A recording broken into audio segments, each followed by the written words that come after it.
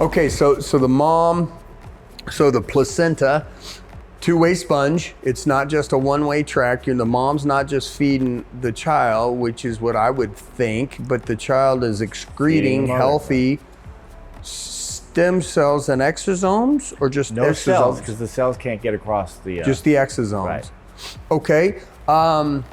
I know we're going to spend a fair amount of this front time on educating on what exosomes and stem cells are. So I know this will be a longer episode. So guys, bear with me, but this will pay off as far as in what learning about this, because this really is mind blowing on not just with the teeth, but look younger, feel younger, more energetic. I mean, we've interviewed and seen autism reversed with this, with their stems, with their exosomes. I mean, I know that's claims they're not going to make, but that's claims that I saw firsthand. I mean, I interviewed the people, I saw it. It was an amazing one twin, another story for another day.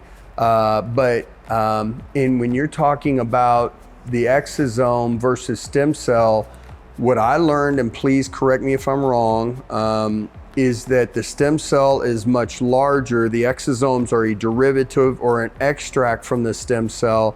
Stem cells, a lot of times, if you were to inject them in you, are going to get caught up in the lung and heart. That's right.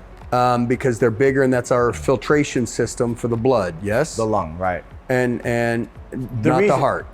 No, the cells can't get through it very easily. Some can get to the heart, right?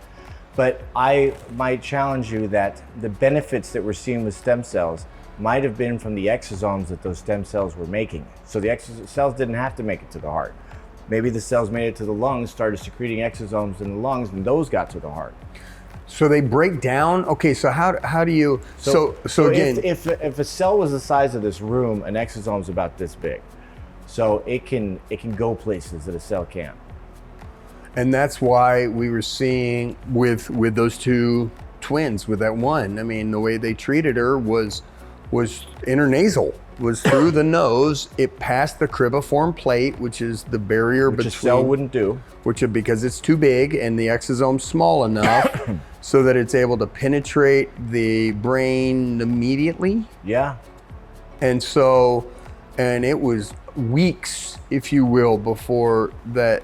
I mean, it really was an amazing story. But in that process of doing that, I learned that the exosome being a much smaller, and that it is almost the sweet juice that I used to say the secretions, but then that got old, and now people know what an exosome is. But it is the juice, right? The sweet juice, right? The way I usually discuss it is almost exactly like that. I say that the placenta is the olive tree, the cells are the olives, and the exosome is the olive oil. And in fact, they even have the same consistency as olive oil. It's a lipid, fat-based particle.